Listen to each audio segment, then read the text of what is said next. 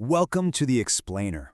So, have you ever found yourself kind of just waiting for the perfect moment, some sudden financial miracle, or maybe a corporate promotion that always seems to be just a few years away? Well, today, we are breaking down the psychological trap of passive waiting. We're going to explore how the modern world actually works and why giving 100% effort to the wrong job might literally ruin your career. Plus, we're doing a dual-track roadmap today.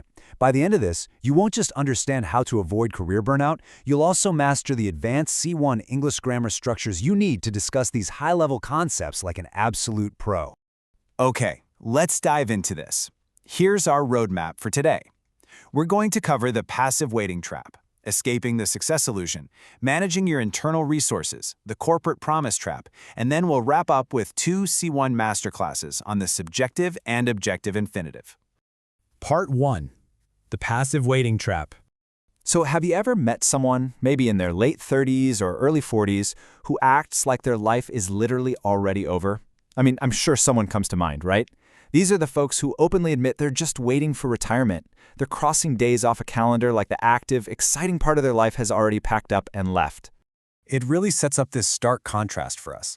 Are we genuinely striving for self-realization, or are we just sort of drifting? We always like to assume everybody wants to reach their peak potential. But honestly, a lot of people just prefer the path of drifting. They sit around waiting for things to happen to them instead of actively making things happen. Which brings us to this thought right here. Some individuals appear to have lost their ambition long before reaching their prime. Losing your drive before you even hit your peak is the ultimate passive trap. But actually, pay really close attention to how that sentence is phrased. Appear to have lost. We're going to plant that little grammar seed right now and decode those exact mechanics a bit later. Moving on to Section 2, Escaping the Success Illusion. You know, it's wild how many people severely overestimate what they can actually do. They want that immediate success, the corner office, the huge payout, but without actually acquiring the basic skills or showing even a hint of a willingness to learn. They'll launch these completely groundless startups with zero foundation or go to endless interviews demanding massive salaries for entry-level experience. And when those completely unrealistic dreams inevitably crash and burn, well, they never look in the mirror. The blame gets shifted to external stuff, the government, politicians, the economy, you name it. They just completely ignore the harsh reality that better times aren't handed out on a silver platter. At the end of the day, you're the only one who knows what you truly need, and you've got to build it yourself. Listen to this specific observation on the matter. We frequently observe such individuals expect a stroke of luck to solve all their problems. Basically, they're waiting for a miracle. But what's really fascinating here is the native level syntax. Observe such individuals expect. Notice anything missing? There's no to before expect. Hold on to that thought, because we will unpack why that is very shortly. Section 3. Managing your internal resources. Look, taking an entry-level job, like being a courier, a driver, or a warehouse loader, to pay the bills is a totally respectable move. But we have to be completely real about impending automation. Driverless taxis, delivery drones, automated conveyor systems, routine physical labor is absolutely certain to be replaced in the near future.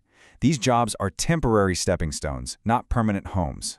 Since those roles are strictly temporary, managing your energy is absolutely crucial. Think of it like a pie chart. Give 75% of your effort to that day job. Do it well, be professional, pay your bills. But you have got to fiercely protect that remaining 25%. That is your cognitive reserve, that's the mental surplus you need for daily learning so you can build your future self. If you give 100% of your energy to a dead-end job, you literally have nothing left in the tank to grow. It perfectly boils down to this. You should never allow these temporary roles to consume 100% of your energy. Whether your true calling is in engineering, medicine, digital design, or the arts, you need that energy. Oh, and linguistically, check out that phrasing. Allow these temporary roles to consume. We are building quite the collection of high-level sentences for our masterclass. All right, Section 4. The corporate promise trap. This one's a classic trap. You have to be incredibly cautious when management throws out vague promises just to keep you exactly where you are. Do not just sit and passively wait for a promotion that might happen in a few years if you show loyalty. I mean, loyalty is great, but blind loyalty to a stagnant environment, that's a total career killer. Instead, I absolutely love this advice. Make your clients recognize your true value and prove your competence to yourself first. Stop waiting for permission. Prove your worth to yourself, outgrow your current environment, and then do not hesitate to move to a place where your potential is actually valued. Which brings us to Section 5, Masterclass Time, the subjective infinitive. And all those quotes we just read brilliantly illustrate our first C1 structure, the subjective infinitive construction, sometimes called the complex subject. You use this when the action of the infinitive relates to the subject, but your main verb is either in the passive voice or it's a specific perception verb like appear, seem, or prove. Dropping this into your speech instantly makes you sound highly analytical, objective, and super professional. Let's break down those exact examples we heard earlier. Look at the first one. Some individuals, that's our subject, plus appear, the perception verb, plus to have lost, which is our perfect infinitive. So it seems like they lost their ambition. Second one. Routine physical labor is certain to be replaced. Third, automated conveyor systems are expected to take over. See how incredibly clean and academic that sounds? It is a total game changer for business English. So how do you actually build this yourself? Super simple, just 3 steps. 1, identify your subject. 2, spot your passive verb, like is expected, or a perception verb, like seems. And 3, tack on that infinitive construction describing the action. It's the perfect little trick for distancing yourself from a statement so you sound way more objective. And finally, Section 6, Masterclass, the objective infinitive. Okay, so the objective infinitive construction, or the complex object. This is when you have a noun or pronoun in the objective case, immediately followed by an infinitive.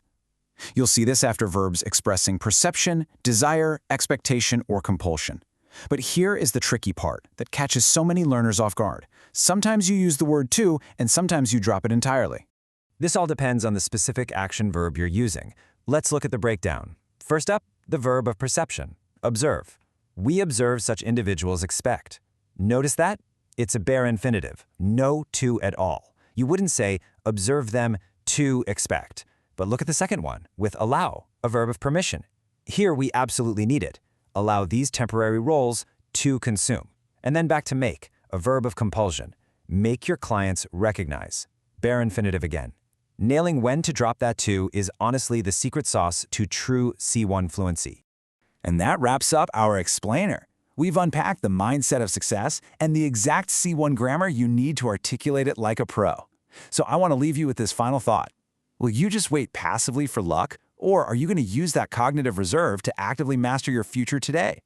The choice, and frankly, the vocabulary you use to build it, is entirely up to you. Thanks so much for hanging out with me, and keep pushing forward.